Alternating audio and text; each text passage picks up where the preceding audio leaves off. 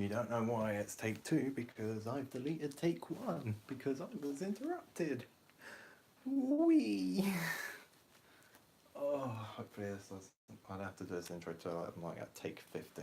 Anyway, let's go into this deck. This is a deck I've been playing for a few months, but I've had to proxy most of it.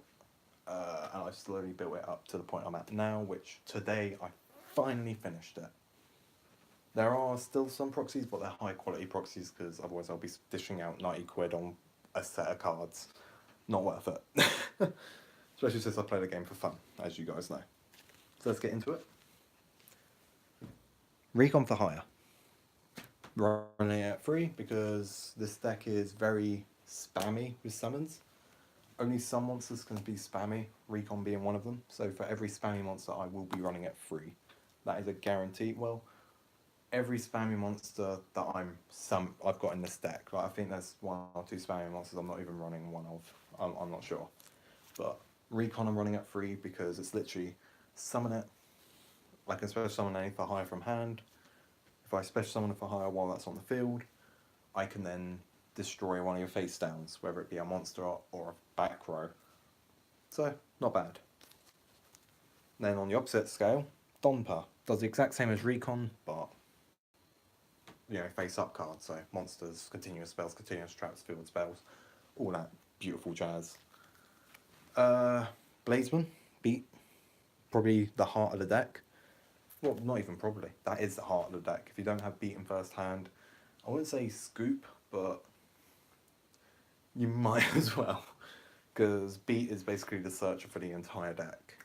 So when that's summoned, you can special summon any for hire from your hand, and if any for hire is special summoned while it's on the field, you can add any for hire monster from your deck to your hand.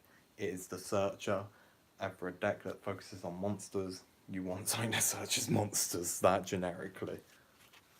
Then for the next spammy, we have Helmsman for hire. Because it's basically, hey, I don't like having this for hire in hand.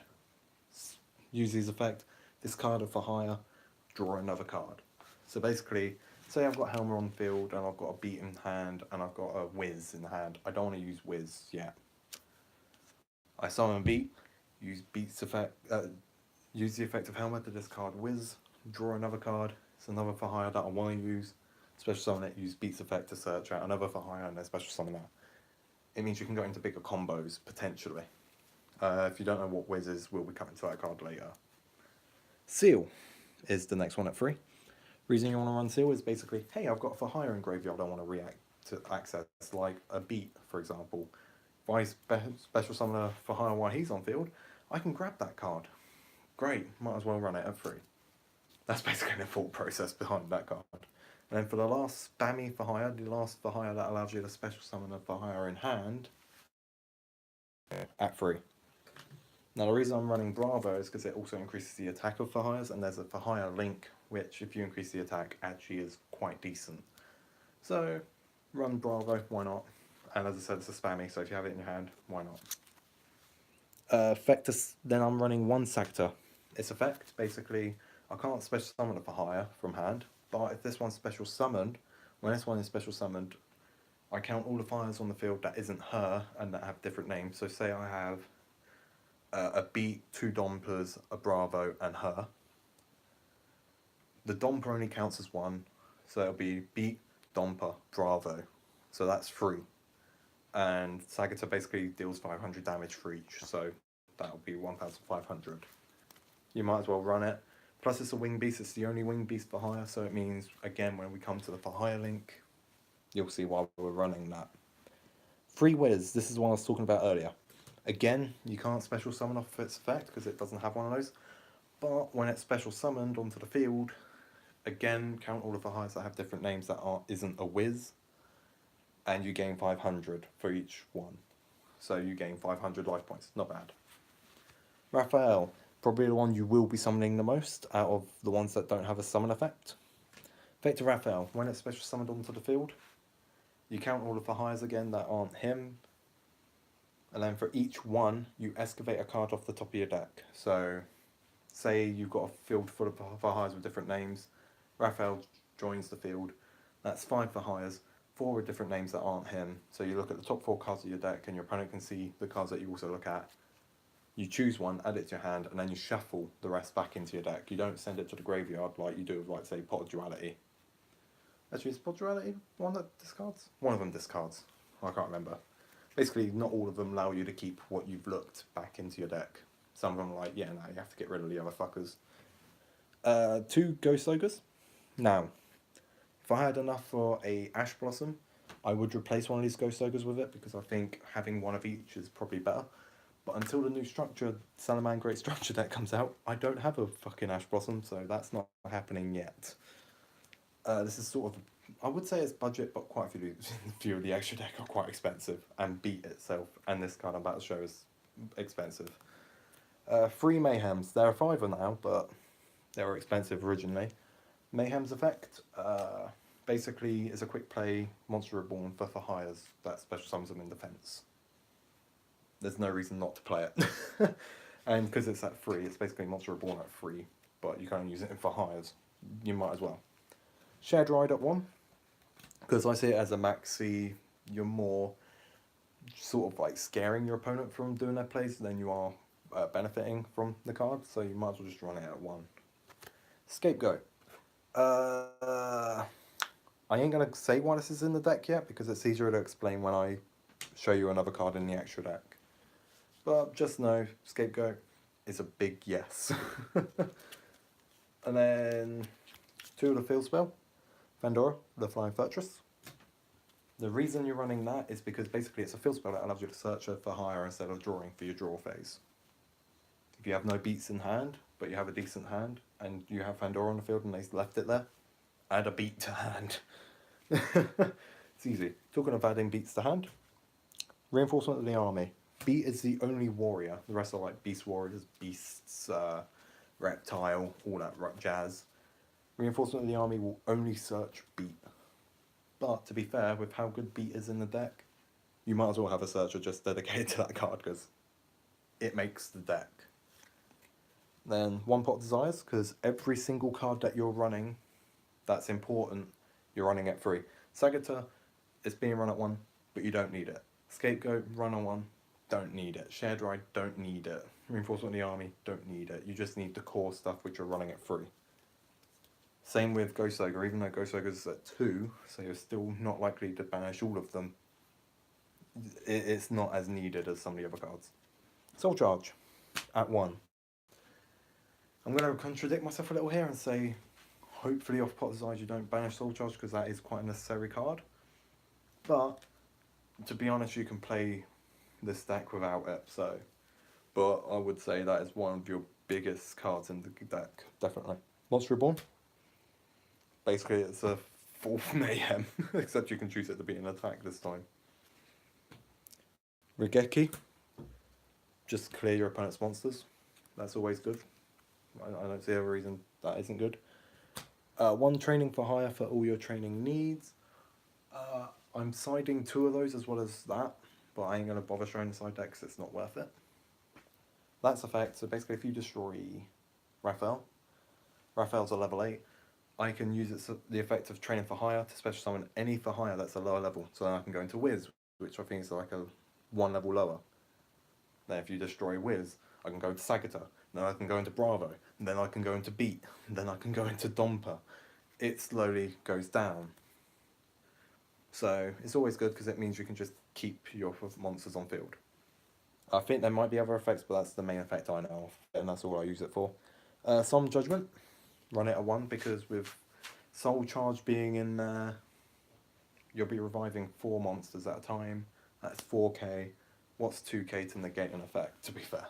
And it's any effect or any salmon or anything, so it's too generic and it's brilliant for it. Right, now we're into the extra deck, and this is around about the time I got interrupted the first time. Fingers crossed. 1 Cerberus and 1 Phoenix in the Nightmare Engine, because it's just good to be able to go lol, link to, get rid of that spell, or lol, link to, get rid of that monster. Because you've always got cards in hand, to be honest. It is quite a hand-heavy deck, this, actually. Firefighting Daruma. Most of your monsters are beasts or winged beasts and whatnot, so you can easily go into it, and it's a generic Link 2 in that sense, which in this deck can actually save your life, because some of the links that you want to go into require them to have different names, and if you've got, like, say, 2 Helmers on field, you can't do that. So these generic Link 2s will save your life a little. That's why I'm running 1 Mrs. Radiant. I am personally thinking of replacing it with something like, I don't know, Space Insulator, because it's generic, but for now I've got a Mrs. Radiant. Proxy Dragon, generic Link 2, yet again. Tri-Gate Wizard. You can co-link it to 3 monsters, which means you can banish. There is actually some links in here that are for co-linking it to 3. So, worth playing. And then 3 Fogo. Fogo being the link for hires, so that means if you summon that and then use Bravo, you can increase its attack, which is good because its main effect is, hey, do you have 4 for hires with different names on the field? Well, if you destroy, actually no, it's 3, so it's literally him and 2 for hires that aren't him. You destroy 1 monster your opponent controls, you draw 3 cards. I mean, I don't think I need to say any more there. The only problem is that obviously, like, decode it points up, so your opponent can use that, but to be fair, with how good that card is, it don't matter. Topologic Tristlebenia, main reason you're running Scapegoat. The reason I said, I'll tell you in a bit. Scapegoat with Tristlebenia is evil for, like, say, Autogeist players or any person who depends on their spell and traps. Because with Autogeist, hey, if you go first and bring out Tristlebenia and set Scapegoat, your opponent's fucked for that turn. And then you can go into your wild combos and just end them there. But if you're going against a normal guy, depends on it, again, boom. So if you don't know what it does, Topologic Tristlebenia, if you special summon any monster to any of the arrows, including the one that's pointing to your opponent's side, so if your opponent special summons in that zone, its effect will still go off. You banish every single monster that was special summoned to a arrow at that moment. So like Scapegoat, you'll banish 2 of the tokens. Obviously tokens wouldn't be banished, they'll just be removed from field. And then you just banish every spell and trap your opponent controls. And the ones you control as well, which to be fair isn't going to be much. Most you'll probably have is a Shared Ride, a Mayhem, Training for Hire, or Solemn Judgment. Like, there's nothing else you'd have set. And then for every spell and trap that was banished, your opponent loses 500 life points, including the ones that are banished on your side. They still lose. It's a really powerful combo. This is the exact point I got to. Skull Dread. Right. One of the main monsters I go into, because it's basically, hey, you've got 5 for hires on field, because that's the optimal amount of for hires you'll have. Basically, link 4 of them away, go into Skull Dread, effect Skull Dread, draw 4, send 3 of the 4 that you've just drawn, or just in hand in general, back to the deck at the bottom of your deck in any order. So you can get rid of cards that you don't want in hand. So like, say you had 2 Whizzes, you don't want a second Whiz in hand, you send one of those to the bottom. And then you also get a free special summon off of them. And also, every monster that's special summoned to one of his arrows gains 300. But that's only if he's special summoned with 4 different monsters. I cannot stress this enough. If you cannot bring out Skull Dread with 4 different monsters, don't bother. Don't bother bringing him out. Then we've got a Grave Dragon, or a Gave Dragon. The reason I'm running it is because there is like a Winged Beast, there is a Dragon, like... There's a load of different types in there, so a Grave Dragon does have an effect or 2, but it's a 3k Link 4. You can't complain. Talking of 3k Link 4s, for the final card, and the card that will have set me back 90 quid, hence why this is a proxy, free Borrowload. Everybody in the comment, castrate me now. Yes, I know, you only need to run 1. Or even 2 if you're crazy, but you don't need to run 3. Well, fuck you. I wanted to run 3 because I decided it, and I play the game for fun, so I do it for my own decisions, not because it's a good decision. And to be honest, Borrowload is a really good card. The main field I try to build, which takes me like 2 turns, maybe 3 if I'm going against someone who's doing some negates, is literally, if I point this arrow bit here, go Scold, a Borreload here, a Borreload here. So I've got like this gap here, which I can definitely summon into because like 3 cards are pointing to it. And if you remember correctly, there was a card in here that required 3 to point at it for an effect. Put Trigate in the middle. If you can get that out, you've got 2 Borreloads, so they can lose 1,000 attack each turn. You still got, that one won't be able to activate its effect to special summon, but that one can.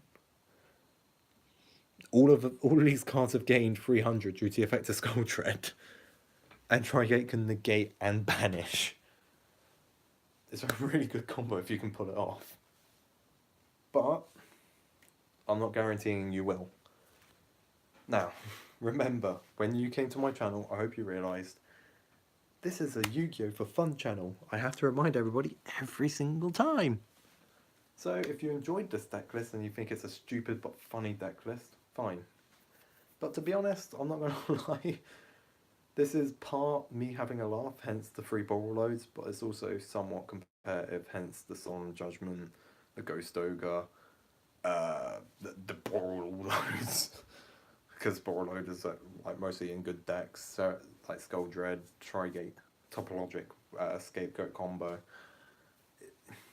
It is a somewhat attempt at being a good deck. I don't know if it fucking manages it, but it's an attempt, and you can't fault it for that. So, if you guys enjoyed, I'm glad. If you didn't, then build your own fires, I guess. It's not cheap though. Beats at least, like, I think it was 20 quid last time I checked.